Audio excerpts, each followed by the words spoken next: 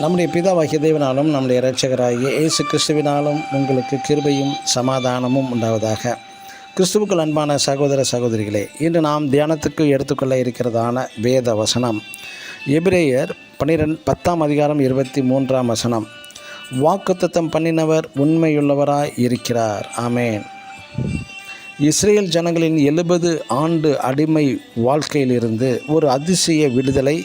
இந்த விடுதலைக்கு இஸ்ரேலர்கள் அணி அணியாக கலகம் எதுவும் செய்தார்களா என்றால் இல்லை. போராட்டங்கள் எதுவும் நடத்தினார்களா என்றால் இல்லை. எந்த ஒரு நாட்டு மன்னனும் தனது அடிமைகளை எந்த வித போராட்டமின்றி விடுதலை செய்ததாக சரித்திரமே இல்லை, எங்குமே இல்லை. அது மட்டுமா, விடுதலையும் தந்து அந்த ராஜா என்ன செய்கிறான் என்றால், எருசலேம் கட்ட பண உதவி, பொருள் உதவி செய்ததன் காரணம் என்ன? இதற்கு பின்னணி என்ன? எதற்காக உதவி செய்தான் இந்த ராஜா என்று நாம் வேத பண்டிதர்கள் அவர்கள் மூலம் அவர்கள் சொன்னதான கருத்து என்னவென்றால், தி டேக் அனோட்டேட்டட் பைபிள் மூலம் விளக்கப்படுத்துகிறார்கள் தெல்ல தெளிவாக. கல்தேயரின் ராஜா மேதிய குலத்தானாகிய அகாஸ்வேருவின் புத்திரன் இவன். தரியு ராஜ்யபாரம் செய்யும் 1ஆம் வருஷத்தில், தானியேல் 1:3 இந்த தரியு யார் என்கிறது.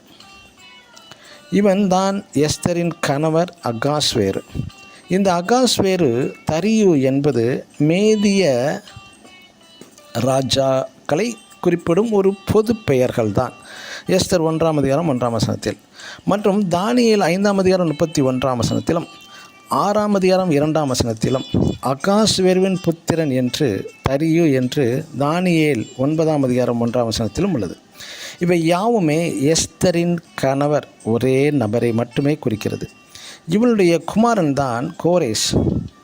அப்பொழுது கோரேஸின் தாய் யார் என்றால் எஸ்தர். இந்த கோரேஸ் தாய் வழி வந்த ஒரு யூதன்.